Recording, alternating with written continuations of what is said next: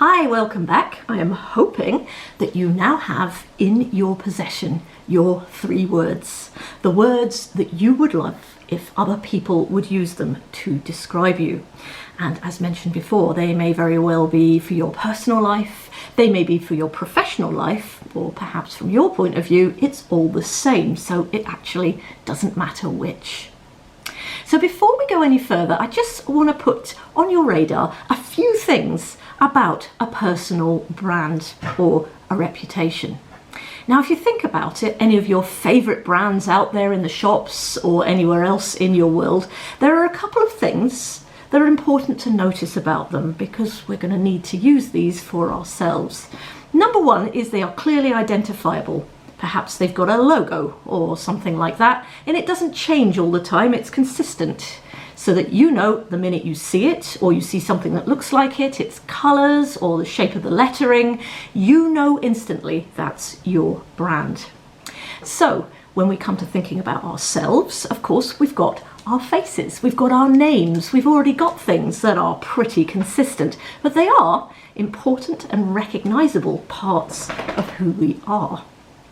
In addition to that, our brands, the ones that we like, tend to give us something, an experience that we find useful or helpful or enjoyable or reliable, depending on what it is we're talking about.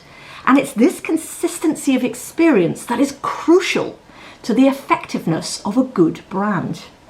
Imagine if you went out to a particular restaurant that's been your favourite for a long time, perhaps it's a well-known chain, and the reason you've chosen it is because of a certain quality of food and a certain quality of service and a reasonably well-priced menu, for example.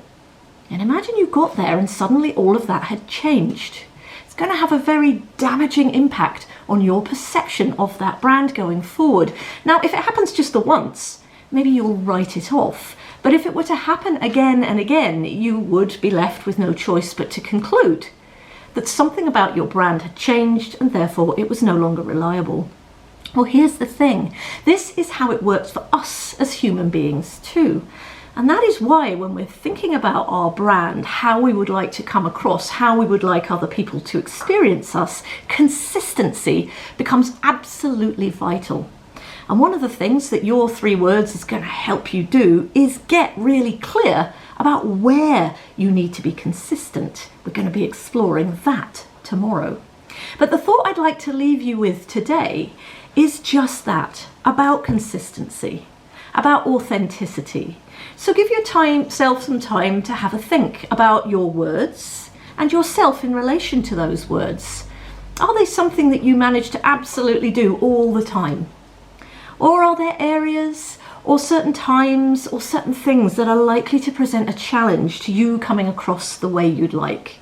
It's really important we know where we have strengths and where we have vulnerabilities so we can begin to learn to think about how we upskill ourselves and how we develop ourselves to be able to be more of ourselves, a more authentic and consistent brand, the one that we choose, rather than the one that might happen if we're caught off guard or perhaps put in a tricky situation. So give it some thought, and we'll pick up tomorrow with a nice simple way of beginning to really streamline your thinking so that you can decide where you would like to start in terms of enhancing your brand. Bye.